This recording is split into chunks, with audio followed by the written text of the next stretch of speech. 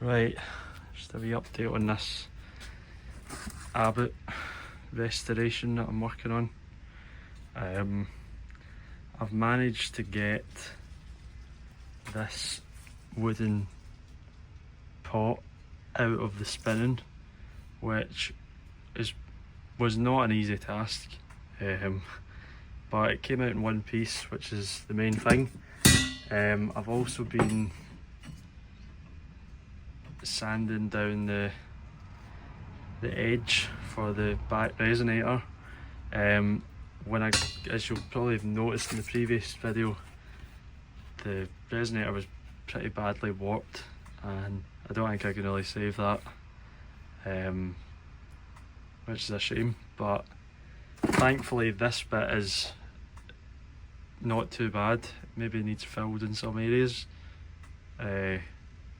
but altogether it's all the blocks are there. One of them I've taken out, but I've still got it with the wee pin. But my main kind of hurdle with this project was the back, and the back's got it's got that nice kind of curve to it with a little button in the back, and I was like, okay, am I gonna need to get someone to make one for me, which could cost like hundreds and hundreds of pounds. Am I going to need to do it myself? Or am I going to make a flat back, which is, the easy way out? But am I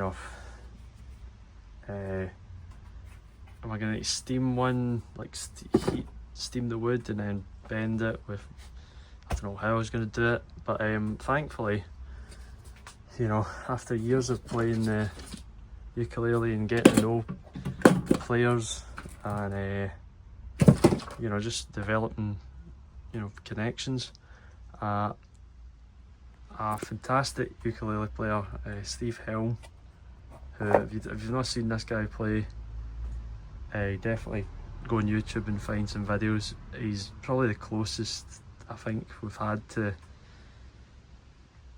George Formby's type of playing. He's just unbelievable.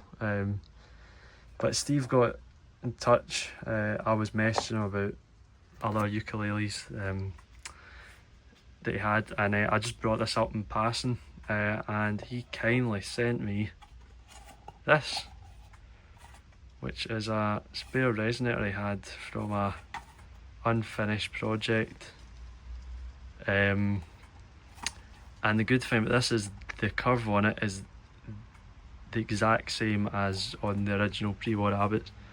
This is it obviously needs a bit of a clean up. It's got the white binding. The back's more in style with an Abbott Junior. It's like a bird's eye kind of maple in this, with like a walnut inlay, I think. Looks like walnut. However, this might need to get covered because I want to keep it as close to the original as possible, and also there's little marks on this that I don't think I'll be able to get out with sanding. I'll see what it's like when I sand it back, but basically what I'm going to do is, if you look at, where's the top,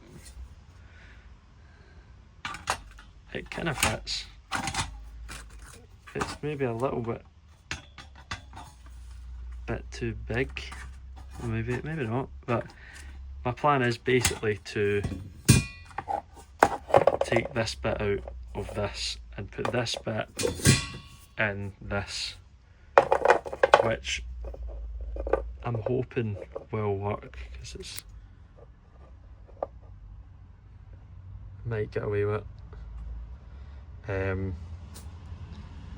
Because this can be, there's a bit of flex in this, just a wee bit, a tiny bit. Don't want to push it too much, but that's the plan. So I'll strip this back to the bare wood. I'm trying to see how many layers is on that, because that's definitely a veneer on the top. I mean, another option would be to strip this right back to the bare wood whatever they've used for this, and then put a new veneer over the top. So I'll see how it goes, but the main thing is getting this bit out, and yeah, it'll be good to have this as well. That's a good, because these are really difficult to make. These are like bent over a form, so good to have a spare one. But thanks again, Steve, for sending me this. I've also got a button, a little, I think it's oak, a little kind of cylindrical piece that I'll shape and plug in here, and then it should be more in keeping with what the original was like. So that's the update for now. You can see it's a bit chaotic here, but there is method in the madness, as the saying goes. So also I need to find a plater to replate this, but that's not important at the moment. So yeah, so that's where we are currently, and stay tuned for more updates. This is kind of just for my own personal, you know, to look back on, basically. So over and out.